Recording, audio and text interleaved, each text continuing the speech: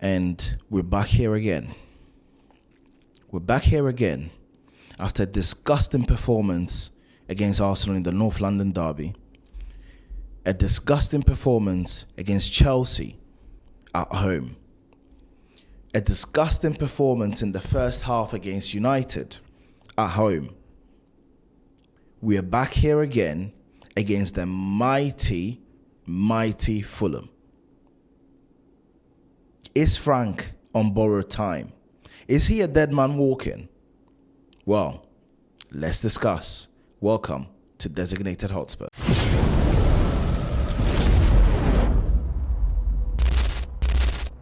Hello guys, it's your boy here, Manny from Designated Hotspur. As all the YouTubers always say, and as I'm becoming accustomed to say, smash a like, subscribe if you like the content, and share to anybody that you can, and let's get this channel growing. We're back here again, guys. We're back here again, and I'm having to do these videos and to record these videos 2 days, 3 days after the game, because I try as much as possible not to be reactionary. I try as much as possible not to react in the moment, which I could have on Saturday night, considering I drove all the way from Cambridge, all the way from Cambridge to the stadium to watch that nonsense, pathetic football, right? Pathetic football, and drive all the way back. Thank you, Premier League, for moving that game to 8 p.m., by the way. But guys, let's just dive right into it. There are a few things that I want to address. Like, let me state very, very, very clearly. I actually don't necessarily attribute this loss to Thomas Frank. It was some individual errors by players who literally killed us in the first 6 minutes. They killed us in the first 6 minutes. I'm happy to admit that. But what ensued after, I mean, Thomas Frank, you don't help yourself. So let's talk about the errors, right? Porro, disgusting. Chukwueze went at him. He couldn't get the ball. He's squared it. I don't know whether you call it a cutback. Bergvall mistimed or misread the flight of the ball. Well, not flight in the air, but on the ground. And their right back just slotted it in with a deflection. Nothing that Vicario could have done. And then the second goal, guys. Absolutely disgraceful. I sit in the south stand, right? And when Vicario came out and got the ball, everyone's like, oh, well done, Vicario. But then he took the first touch and people were like, no, Vicario, kick it out. And then he took a second touch and we're like, surely not.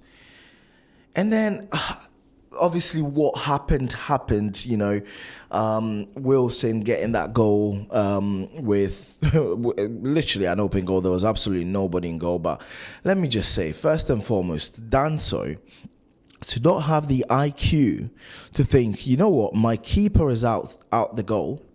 Let me quickly shuffle back into the goal to make sure that just in case a Fulham player gets the ball and hits it, I'm there to defend the goal. No, that IQ is too much to ask for. Absolutely not.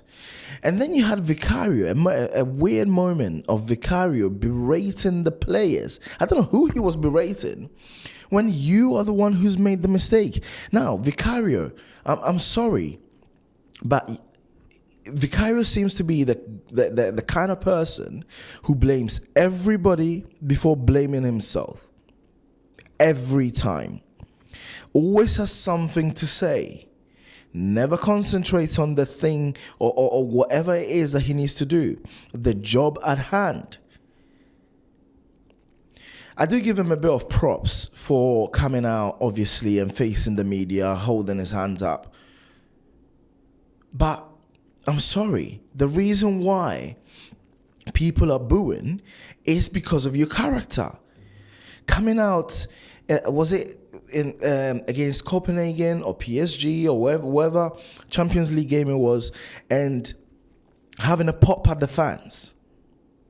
That is the reason people have got zero patience with you. Now, Vicario has saved us a lot of times, countless times. But his behavior is the reason why people are booing him. Now, I don't subscribe to it. I didn't boo.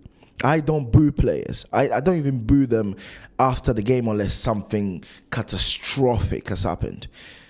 Right? But I fully understand why people are booing. I fully understand. There are people paying thousands of pounds to come and watch this nonsense.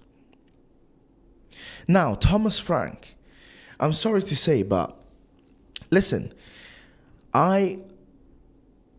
myself, just as a lot of fans, want to give you time.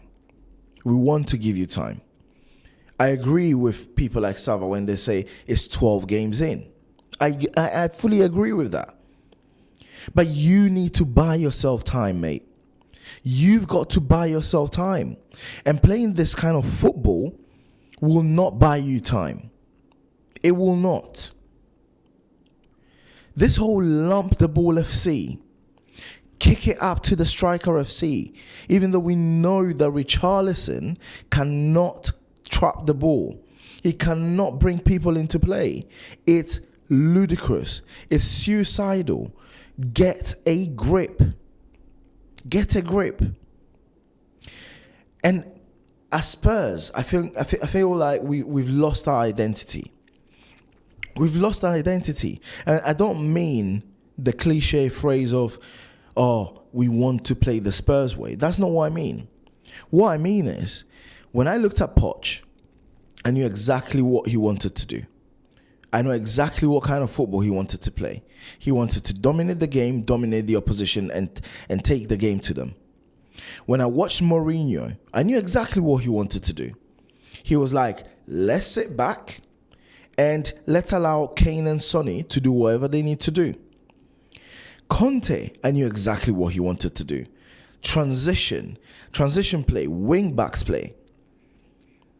Nuno, I knew what he wanted to do. Sit back, defend for your lives, and when you get one chance, just make it count. Ange, high line for life. It's who we are, mate. I knew exactly what he wanted to do. When I watch this Thomas Frank team, I have zero understanding of what he wants us to do. I have no clue what he wants us to do. And if this is the identity of Thomas Frank, if Thomas Frank's identity is pass it around left, right, sideways, and then lump it up every time, if that is what he wants to do for the future, then I don't want it. I want none of it. If this is not what he wants to serve up, and actually he feels he hasn't got the players to do it, then okay, I'm okay to have a bit of patience. But that patience requires him to show me something. Show me what the identity that you want this team to be. And I don't subscribe to this, we don't have the players. I'm sorry. I am sorry. Spurs fans need to be called out. Because when last season, and I will be that guy. Yes, I am petty like that. I will be that guy.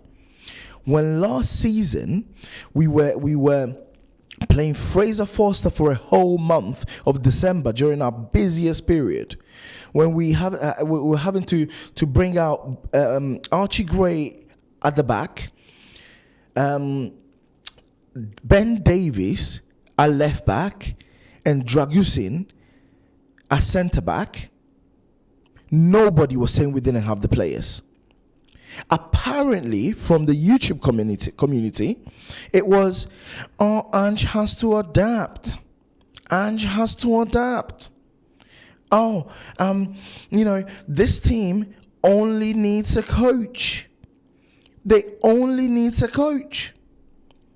Oh, Frank is focusing on getting us defensively solid. All these jargons were nonsense. We were calling it out then. I'm calling it out now. Spurs fans have to stop being hypocrites, because that's what they are. Hypocrites. And actually understand that maybe, just maybe, this board and the however many years of horrendous transfer policy has handicapped majority of managers, including the one that you did not like, being Ange. Now, let me just say, in my opinion, I do think that Ange's downfall mainly was his backroom staff and the fact that they couldn't implement his philosophy and couldn't make it work properly, right? So I'm not advocating for us to get Ange back or anything of the sort. But for the people who jumped on and said the only thing we need is a coach, and now are turning back and saying we don't have the players, please, let me go through the players that started this game. Vicario, backup keeper for the Italy national team. Pedro Porro, starting right back for Spain. Kevin Danso, able deputy, better than Dragusin, let me tell you that. Mickey van der Ven, starting left back for the Dutch national team. Udogi, starting left back of the Italian national team.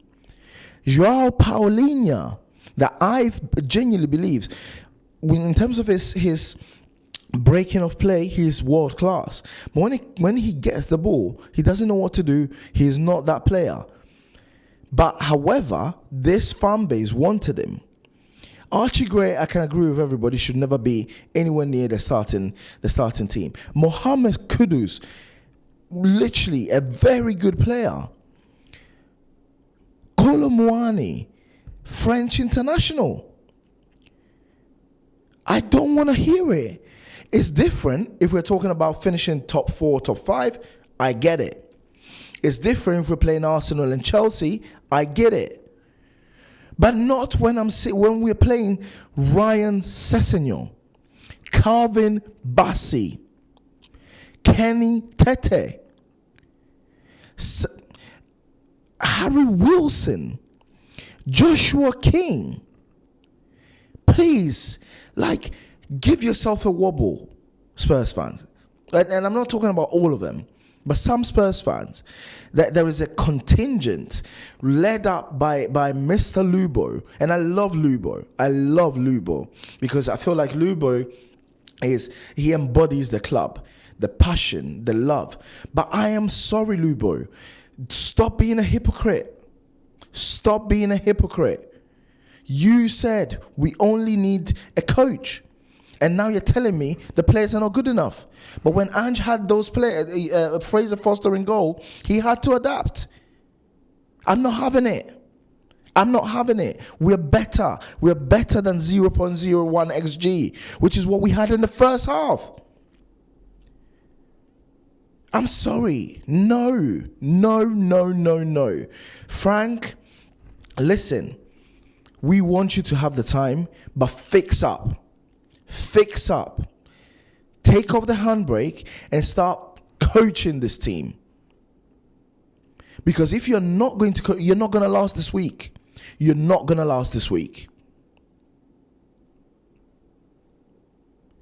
Guys, sorry. This is my reaction. I do think we've got Newcastle coming up. And yeah, this is work settings again. Newcastle coming up at St James's Park. I've got zero hope. However, if this is football, stranger things have happened. And then we've got Brentford at home. Lose those 2 games, and my guy, you're a dead man walking. So yeah, I do think, in summary, in my opinion, listen. I hope Frank is able to find his way and navigate his way to the January transfer window. Then the board have a job on their hands. None of this lastminute.com. None of this transfer coming in the last hour, in the last day of the window. Act swiftly. Bring in some players that can help this guy. Bring in some players that can help him, because it's not looking good, bruv. It's not looking good. So, and also another thing, that there's nobody out there at the moment. There's nobody out there. I keep hearing people saying Xavi. I'm sorry, but Xavi is the kind of manager that comes in when you've got the cogs in place. Xavi is the kind of manager that comes in when you've got a very good team, maybe world-class team, and he can then implement his style. Xavi coming in this team is not going to do anything, right? I'm not convinced by Iraola at the moment, because he's won 1 in 10, I think, from memory, and he flatters to deceive to a certain extent. And then Glasner, I know people are gonna disagree. He's a very good manager. However, I do think that his play is also quite passive. And I'm not even talking about just Palace, where he hasn't got the players, but even at Frankfurt, he was quite passive. So I'm not sure whether Glasner would be the right fit. He's a great manager, but I don't know whether he'll be a right fit. So yeah, we are in limbo, guys. We are in limbo. And I think the only option at the moment is to stick with the guy, stick with Frank, and see whether he can turn it around and back him to the hill. Back him to the hill. And I know Sean, I think I was watching Sean on his channel last time, saying, would you trust this manager with 200 million if you think he's not good enough? Well, I don't know whether he's good enough or not at the moment. Long term, I do know that right now he's not good enough. But considering the fact that this board has supposedly put this structure in place, right? If you're a competent board, you sign players that will outlast the manager. Semenyo, bringing in Semenyo, and I'm not saying that we're going to get him, but bringing him in, he's a player that could work with any manager. Kudus could work with any manager. Van de Ven could work with any manager. Romero could work with any manager. So you bring in players of such caliber, you will be able to assemble a team that can outlast the manager if you think the manager's not good enough. So yeah, it is a bit bleak, guys. Where are we in the table at the moment? Let me just double check. We're 12th at the moment in the table. 7 points away from West Ham, from Leeds in 18th. So, guys, we by the end of this weekend, we could be in 17th position, which is the irony of it all. But, oh, sorry, that was my phone. But guys, listen. Those are my thoughts on the current situation. Smash the like, subscribe to your boy. Just push this channel. We're on 68 followers at the moment. Let's try and hit 100, then hit 500, then hit 1,000, and then let's keep going, guys. So smash a like, subscribe, and peace.